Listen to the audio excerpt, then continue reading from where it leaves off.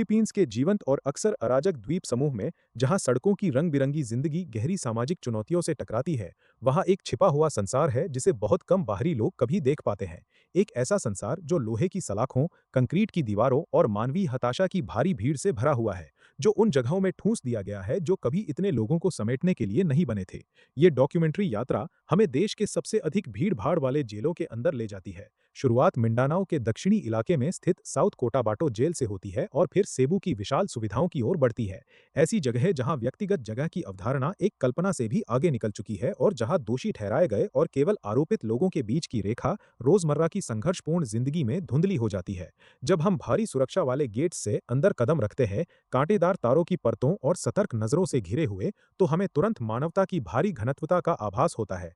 पुरुष और महिलाएं, जिनमें से कई अभी भी अदालत में अपना मुकदमा आने का इंतजार कर रहे हैं वर्षों से, उन सेल्स में कंधे से कंधा मिलाकर रहते हैं जो मूल रूप से उनकी मौजूदा संख्या के एक अंश के लिए बनी थी। ये 2016 में शुरू हुए आक्रामक ड्रग्स के खिलाफ युद्ध की सीधी और विनाशकारी विरासत है, जिसने देश भर के डिटेंशन सेंटर्स में हजारों लोगों को झोंक दिया, कुछ सुविधाओं में भी शून्य को 400% से ऊपर धकेल दिया और पूरे न्याय व्यवस्था को उसके ब्रेकिंग पॉइंट तक पहुंचा दिया।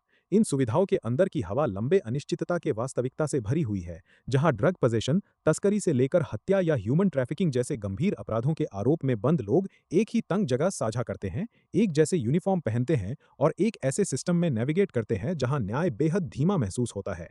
साउथ कोटाबाटो में जेल डायरेक्टर खुद टूर कराते हैं, सुबह के व्यायाम दिखाते हैं जहां कैदी कुछ व्यवस्था और स्वास्थ्य बनाए रखने के लिए सिंक्रोनाइज्ड रूटीन में घूमते हैं, जबकि दीवारों के अंदर छोटे अनौपचारिक बाजार चलते हैं जो बुनियादी सामान मुहैया कराते हैं और अन्यथा कठोर अस्तित्व में सामान्यता की एक छोटी सी झलक देते हैं।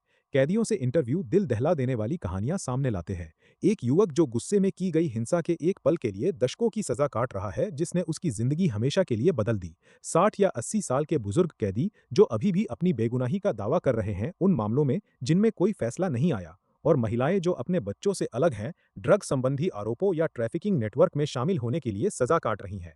उनकी आंखों में परिवार के महत्वपूर्ण पलों को मिस करने और उन साधारण आज़ादियों का भारी भावनात्मक बोझ झलकता है, जिन्हें ज्यादातर लोग ग्रांटेड लेते हैं। कई ये जोर देते हैं कि वे अभी दोषी ठहराए नहीं गए हैं, लेकिन रिमांड में फंसे हैं। अदालतों में बैकलॉग की शिकार जो ड्रग कैंपेन के दौरान गिरफ्तारियों की भारी आमद से और बढ़ गया। साक्ष्य हैंडलिंग, गवाहों की उपलब्धता और न्यायिक प्रोसेसिंग की सिस्टमेटिक समस्याओं को उजागर करता है। सेबू जेल कॉम्प्लेक्स की ओर बढ़ते हुए पैमाना और भी भारी हो जाता है। हजारों कैदियों के साथ साझा जगहों में जहां प्राइवेसी नाम की कोई चीज नहीं है और बातचीत, हलचल और रूटीन की निरंतर गूंज एक माहौल बनाती है जो मानवीय सहनशक्ति की सीमाओं की परीक्षा लेता है। यहाँ डॉक्यूमेंट्री स्त्री पुरुष विरोधाभासों को कैद करती है। महिलाओं के सेक्शन थोड़े ज्यादा व्यवस्थित और साफ दिखते हैं अपनी भीड़ के बावजूद, जबकि पुरुषों के इलाकों में संख्या का दबाव बेहद साफ नजर आता है।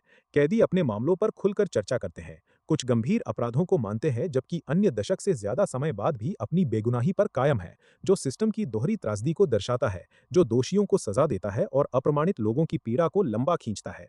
पूर्व राष्ट्रपति रोड्रिगो दुतर्ते के ड्रग वॉर ने इन स्थितियों को और बदतर बना दिया।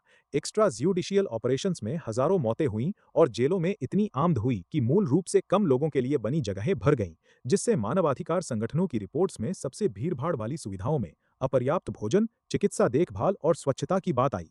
फिर भी कठिनाइयों के बीच मानवता के क्षण उभरते हैं। कैदियों के बीच बंधन बनना, छोटे उद्यमों में लगना, साथ व्यायाम करना और अंतिम रिहाई या निष्पक्ष सुनवाई की उम्मीद पर टिके रहना। भले ही फिलीपींस में अपराध को बढ़ावा देने वाली गरीबी, नशा और असमानता की व्यापक सामाजिक समस्याएं इन्हीं गेट से गुजरती रहें, ये कच्ची खोज अपराध और सजा के आंकड़ों के पीछे मानवीय कीमत की गहरी याद दिलाती है। दर्शकों को विकासशील देश में न्याय की जटिलताओं पर विचार करने के लिए प्रेरित करती है, जो तेज जनसंख्या वृद्धि, संसाधन सीमाओं और आक्रामक पुलिसिंग नीतियों के लंबे घावों से जूझ रहा है। फिलीपींस कई वर्षों से जेल ओवरक्राउडिंग में दुनिया के सबसे खराब देशों में शुमार रहा है। अधिकारियों और यूएनओडीसी जैसी अंतर्राष्ट्रीय संस्थाओं द्वारा मानवीय सुधार, वैकल्पिक सजा और डीकंजेशन पहलों के प्रयास जारी है, लेकिन चुनौतियां विशाल और गहरी जड़ें वाली बनी हुई हैं। इन निडर दृश्यों और व्यक्तिगत गवाहियों के माध्यम से हम न सिर्फ सिस्टम की विफलताओं, बल्कि उसमें फंसे लोगों की लचीलापन की समझ हासिल करते हैं, जो आधुनिक फिलीपींस समाज को समझने के लिए उतना ही परेशान करने वाला जितना जरूरी चित्र प्रस्तुत करता है।